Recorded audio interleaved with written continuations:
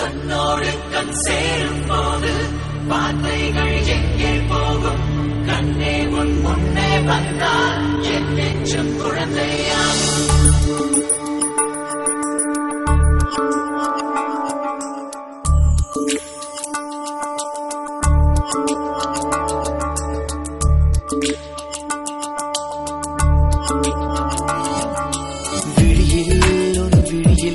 வந்து வீழ்ந்தேன் அந்த நொடியில் எதிர்காலம் நீதான் என்று உயிர் சொன்ன